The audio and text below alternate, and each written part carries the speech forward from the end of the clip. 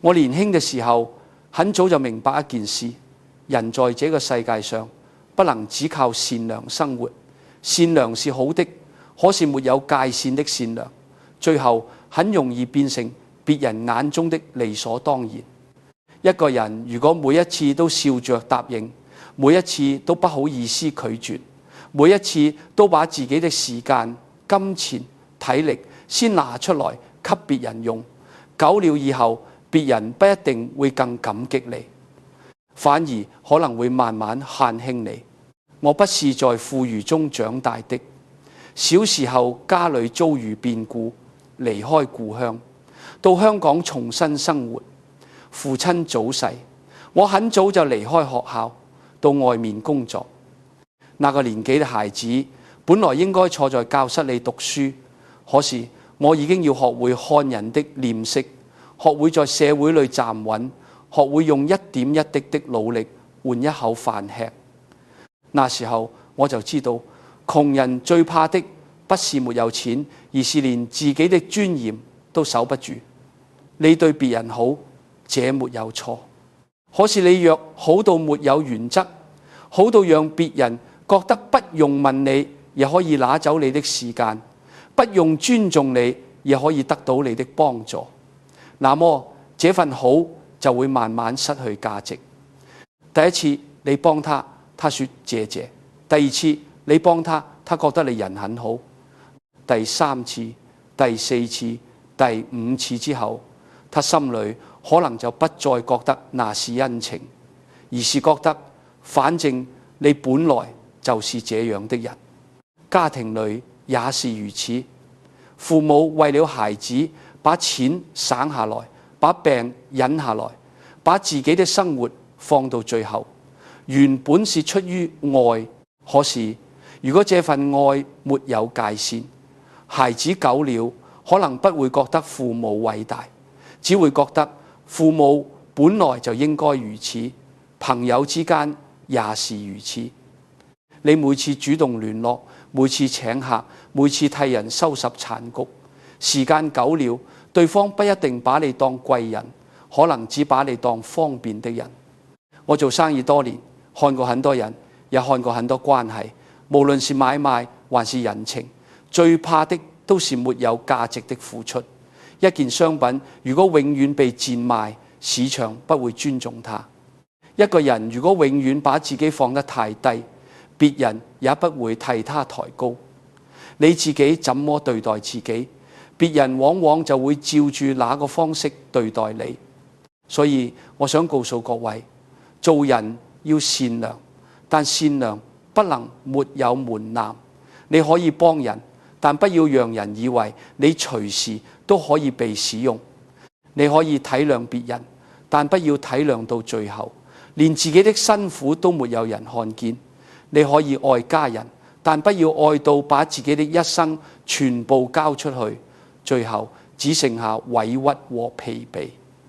真正成熟的人不是變得冷漠，而是懂得把善良放在正確的位置，該幫的時候幫，該停的時候停，該說不的時候就要說不。你不需要大聲，不需要生氣，也不需要責怪任何人。你只要從今天開始，把自己的界線慢慢立起來。人到了一定年紀，要明白一個道理：你若不先珍惜自己，別人很難長久珍惜你。你的時間有價值，你的健康有價值，你的心力有價值，你的善良也有價值。不要讓他們變成別人隨手可取、用完即忘的東西。一個人可以謙和，但不能廉價；可以厚道，但不能沒有原則；可以退讓，但不能退到沒有自己。這不是自私，這是做人最基本的分寸。當你開始守住自己的分寸，別人才會重新學會尊重你。我常常說，一個人要成大事，最重要的不是他會不會說話，而是他在關鍵時刻能不能把話說得清楚。很多人一生吃虧，不是因為心不好，而是因為拒絕的時候太慌張，太怕得罪人，太想讓對方理解自己，所以明明心裏已經不願意，嘴上卻開始解釋一大堆。不好意思，我那天可能有點事，其實我最近身體不是很好。如果不是因為家裏有安排，我一定會幫你。上次我也很想幫，只是後來真的太累了。你以為這些話是禮貌，其實在很多關係裏，這些話會讓你變得更弱，因為你說得越多，對方越覺得你不是在拒絕，而是在等他說服你。你把理由講出來，他就會開始找方法拆掉你的理由。你說身體不好，他說只是一下子而已。你說有事情，他說改個時間就好。你說很累，他說這次幫完就好。到最後，你不是在表達決定，而是在接受審問。我年輕做生意的時候，很早就明白這個道理。談生意不能含糊，條件就是條件，價錢就是價錢，交貨時間就是交貨時間。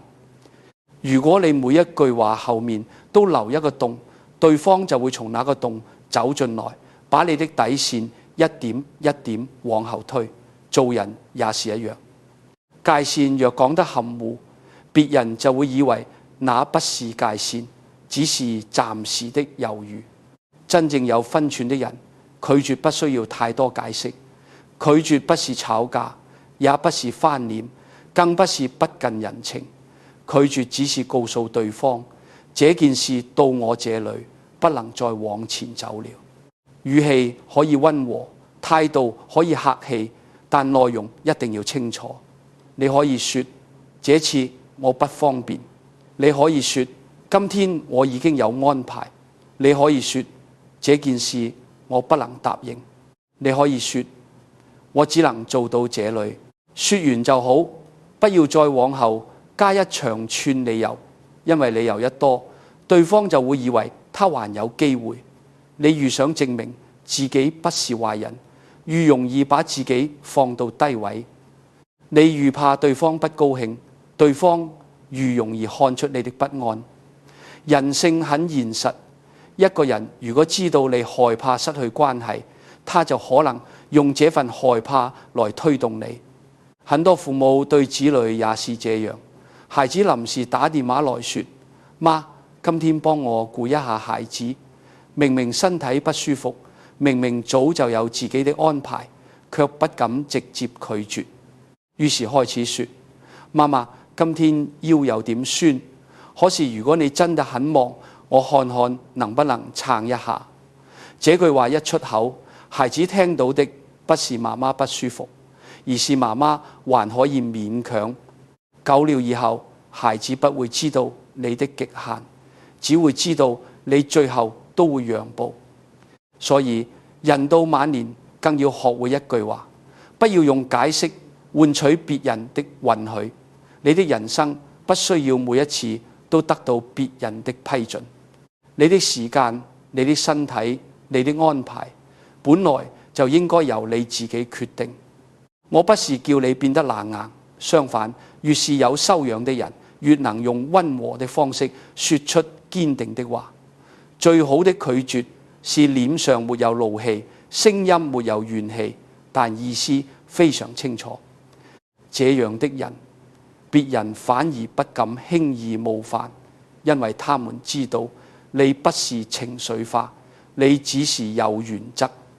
從今天開始，當有人向你提出不合理的要求時，先停3秒鐘，不要急住答應，也不要急住解釋。先問自己一句，這件事我是真心願意，還是因為害怕被討厭才答應？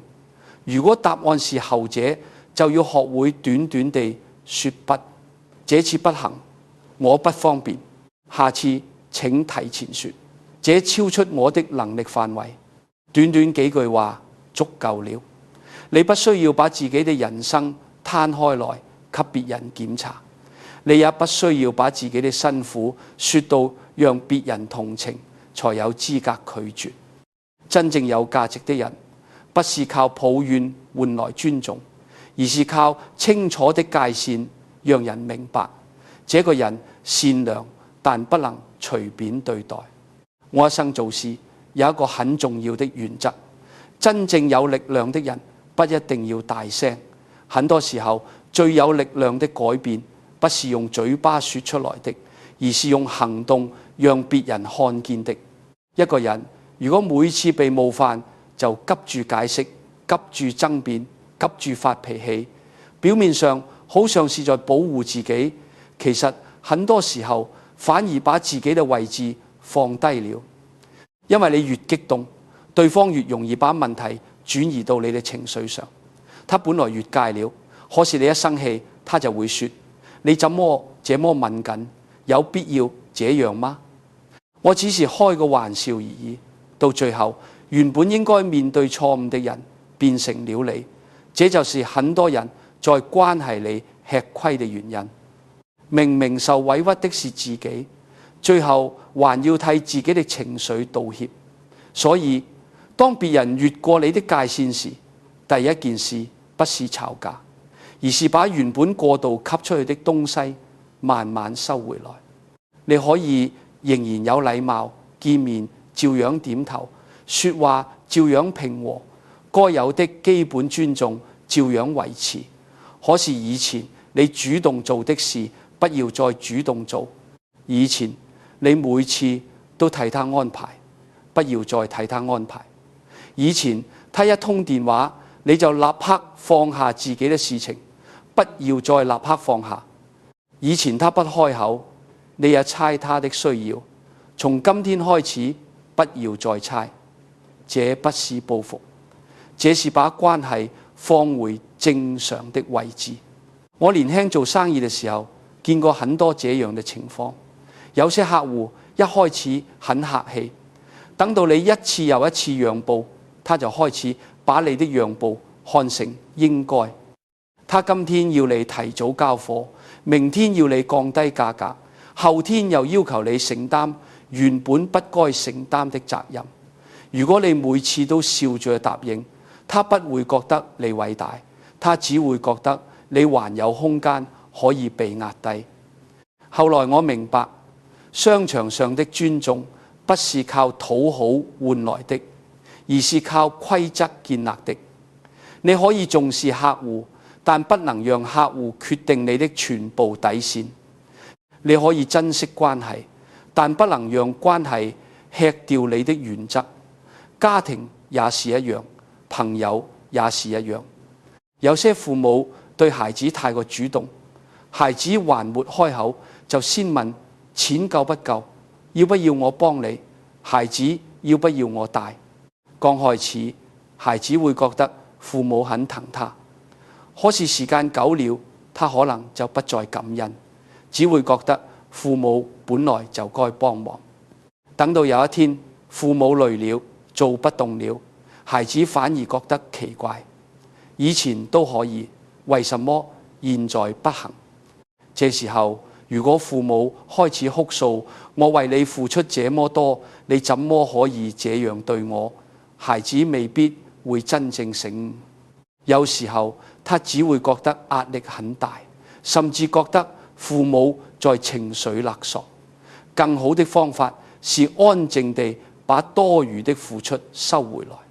孩子臨時要求幫忙，不要馬上答應。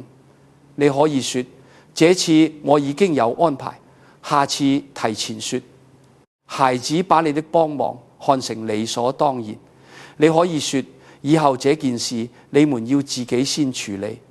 朋友總是找你救急，卻從不在你需要時出現。你可以減少主動聯絡，不再隨叫隨到。你不必宣佈自己變了，真正成熟的改變不需要大張旗鼓。你只要安靜地不再做以前那些讓自己委屈的事。人很敏感，關係裏的氣氛一變，對方自然會感覺到。他會發現這個人還是很客氣，但是不像以前那樣容易被使用了。他會發現這個人沒有生氣，但門檻變高了。他會發現，如果自己不懂尊重，這扇門可能不會再那麼容易打開。這種安靜的退後，比100句責備更有效，因為你沒有攻擊他，他沒有理由反擊你；你沒有羞辱他，他沒有理由指責你。你只是把原本不該無限供應的時間、心力和善意收回來，這就是一種很高明的界線。做人最怕的是一邊抱怨別人不珍惜自己，一邊又繼續把自己放在隨時可用的位置。你若每次都替別人打開門，卻又怨別人進來得太隨便，問題就不只在別人，也在你沒有守住那道門。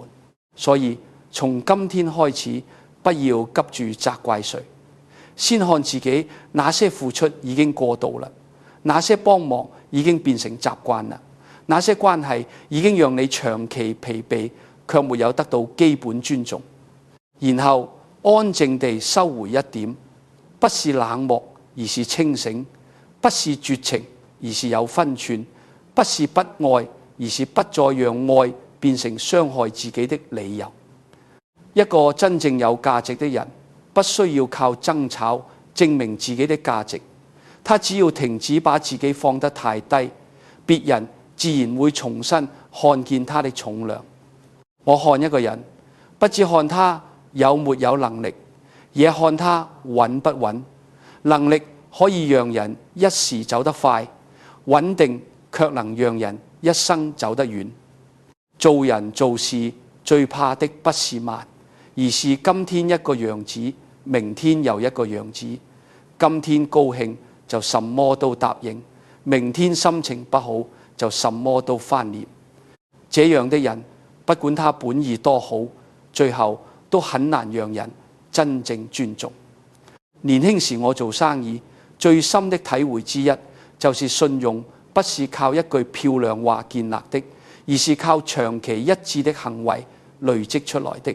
你說今天交貨就今天交貨，你說這個價格就守這個價格，你說這個品質就維持這個品質。一次兩次，別人可能只覺得你還不錯，10年20年都如此，別人才會把信任放在你身上。家庭關係也是一樣，很多父母晚年被子女看輕，不是因為他們不愛孩子，而是因為他們的標準太容易被情緒改變。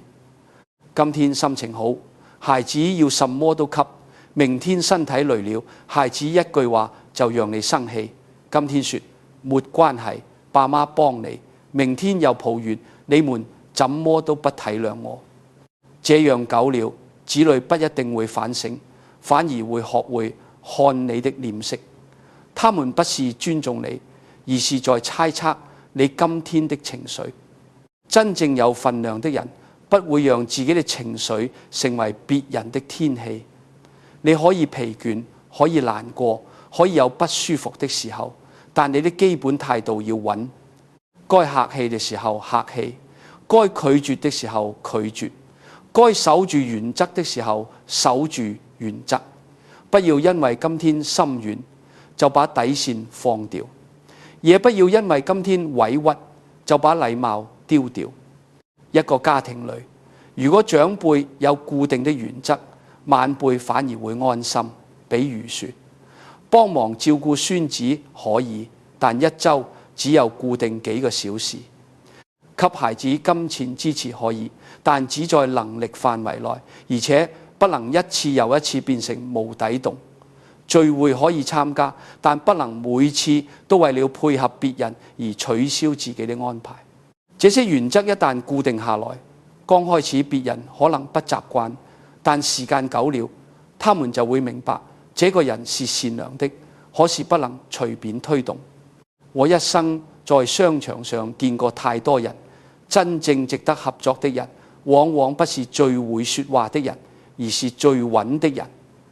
你知道他答應的事會做到，你知道他拒絕的事不會反覆，你知道他不會今天為了討好你破壞規矩，明天又因為不高興推翻一切。這樣的人，別人心裏會有敬意，因為穩定本身就是一種力量。人到晚年更要收這種力量，不要讓自己的善良隨情緒忽高忽低，不要讓自己的付出今天過多，明天怨恨。你要先替自己定好規矩，然後安靜地照住規矩走。別人急你不急，別人推你不亂，別人不高興你也不必立刻退讓。真正的品格不是從激烈的話裏來，而是從長期穩定的態度裏來。你若穩，關係就穩；你若有原則，別人就會知道該怎麼對待你。你若不再隨着情緒搖擺，別人也就不容易把你搖動。記住，一個人被尊重，不是因為他永遠答應別人，而是因為他永遠清楚自己能答應什麼，不能答應什麼。這份清楚，時間久了就會成為你身上的重量。而有重量的人，別人自然不敢輕看。人到了一定年紀，最容易犯的一個錯，就是把自己的時間全部空出來，等別人來安排，等孩子打電話，等朋友約你，等親戚有事找你，等晚輩需要你。你以為這叫重感情，其實時間久了，別人會慢慢覺得你的時間不值錢，因為你永遠都在那裏，永遠都可以被叫出來，永遠都可以配合。我年青時在香港打拼，最早學到的一件事就是時間不能空等。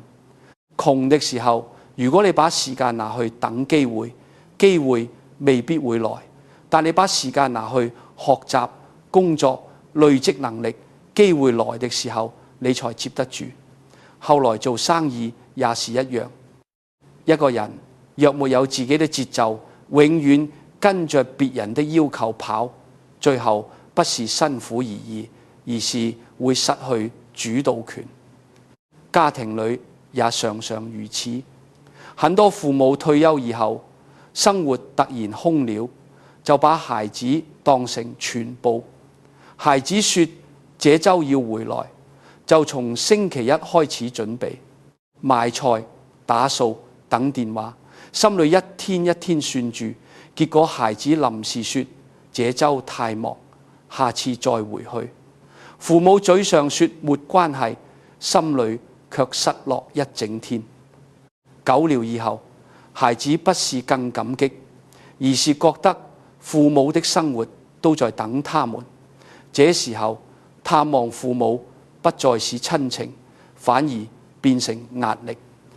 人與人之間最好的關係，不是一方永遠等待，另一方偶爾施捨時間。真正健康的關係是彼此都有自己的生活，然後選擇在合適的時候相聚。你若把生活過得太空，別人就會把你的空當成理所當然。你若把生活過得充實，別人才會明白，見你一面也需要珍惜。所以不要做一個隨時可以被叫走的人。孩子問你今天有空嗎？不要立刻說有，你可以說我看一下今天的安排。朋友說出來坐一下，你也不必馬上放下手邊的事。你可以說我今天有自己的事，下次提前約。這些話不是冷淡，而是在告訴別人，我的人生不是空住等你來填滿的。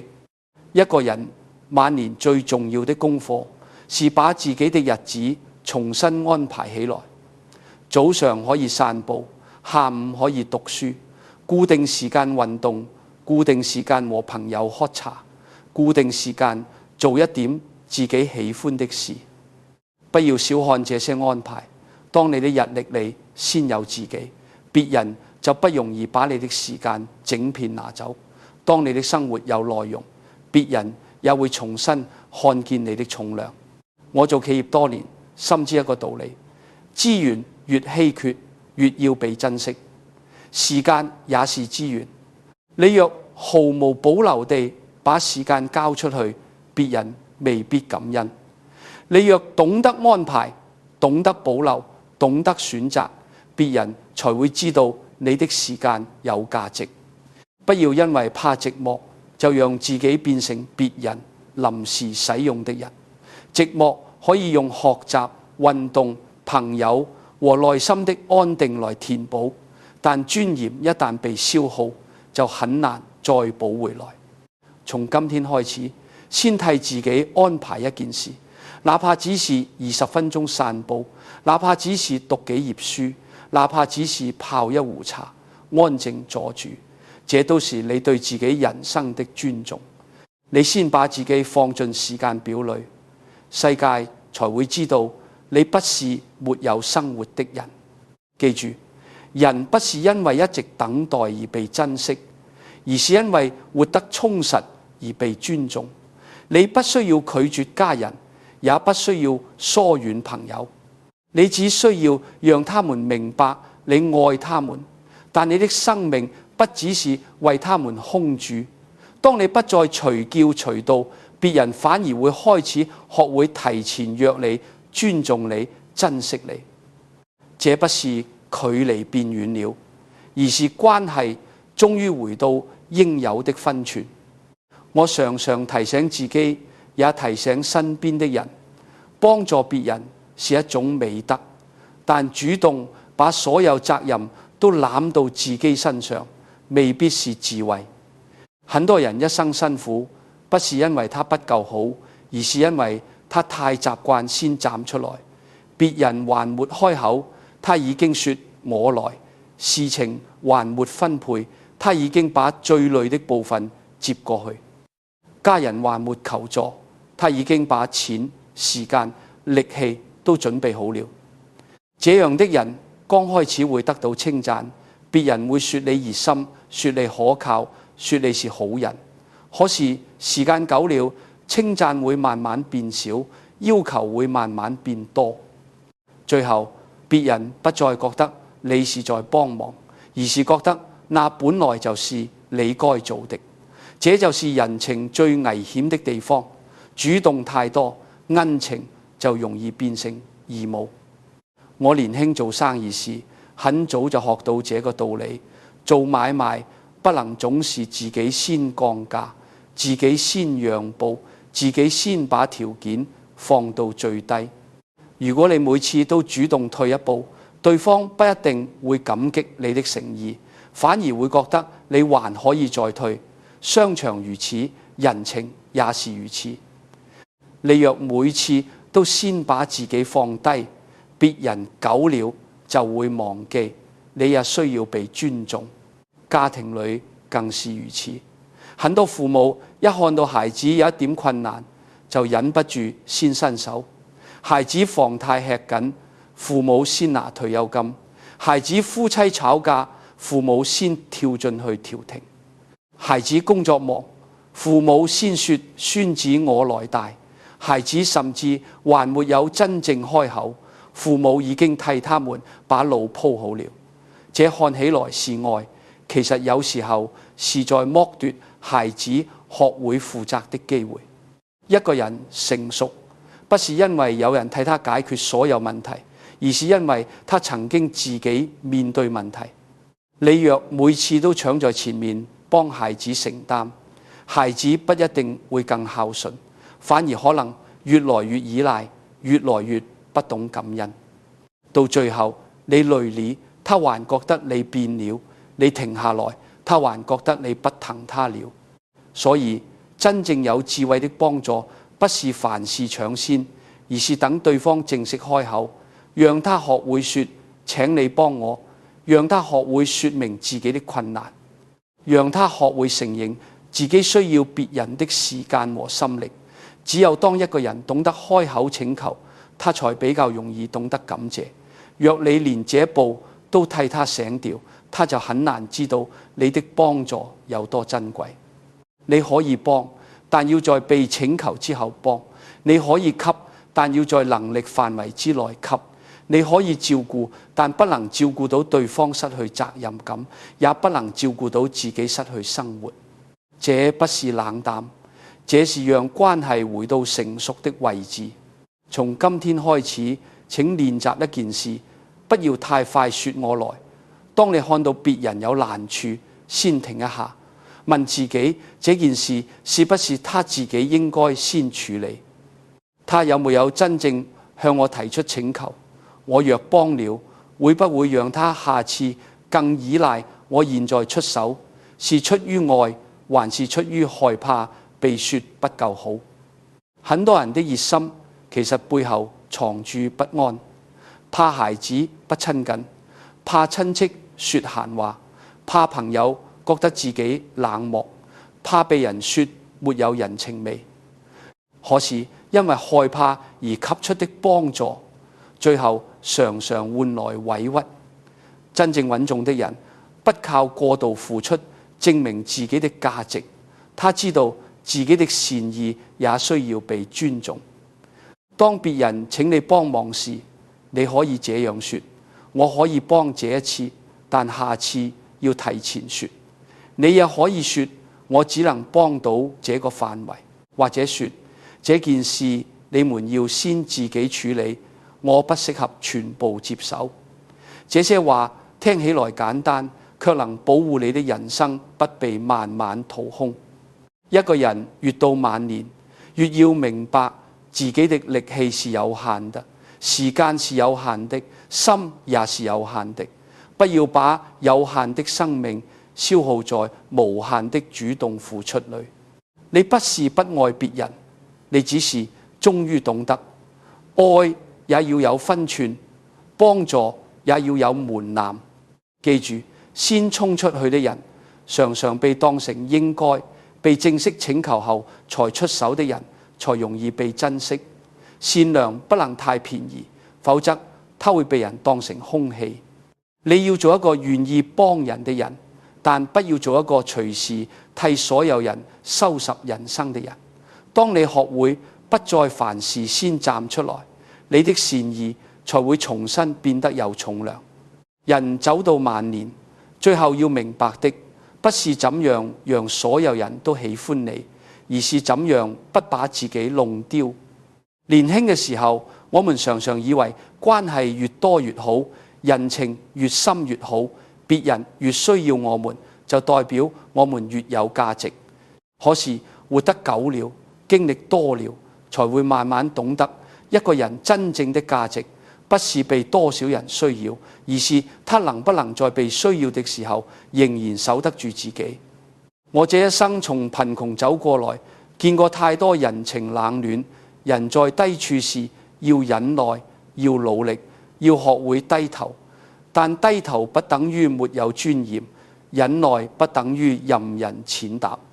真正成熟的人，不是從不讓步，而是知道讓到哪裏就該停。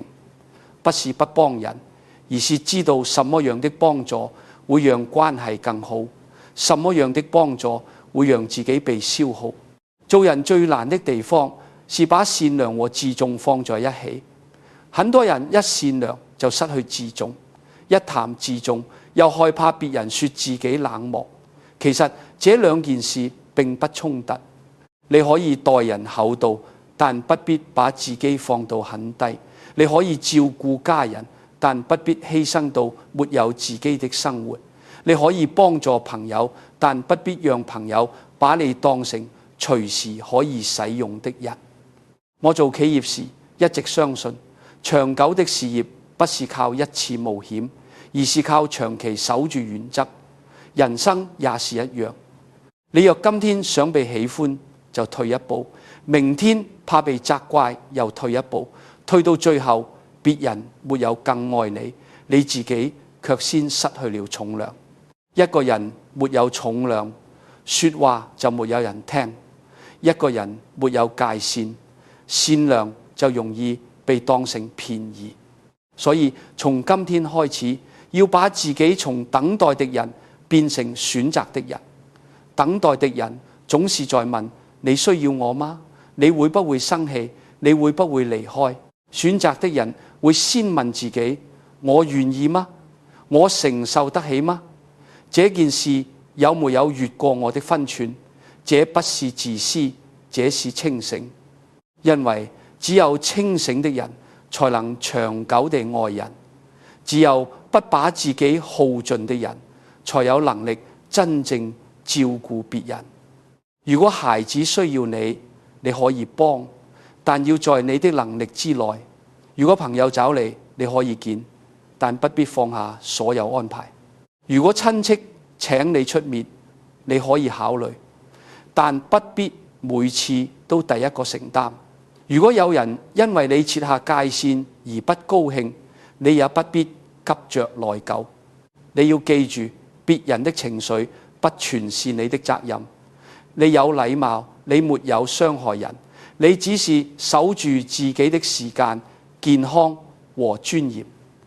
這樣的界線不是冷酷，而是成年人應有的分寸。晚年最好的狀態不是被所有人依賴，而是被人尊重；不是每天為別人的事情奔忙，而是心裏安定，生活有序，知道自己的日子仍然屬於自己。你可以安靜，可以溫和，可以慈愛，但你不能廉價。你可以打開門迎接值得的人，但不能讓任何人穿着鞋子隨意踩進你的心裏。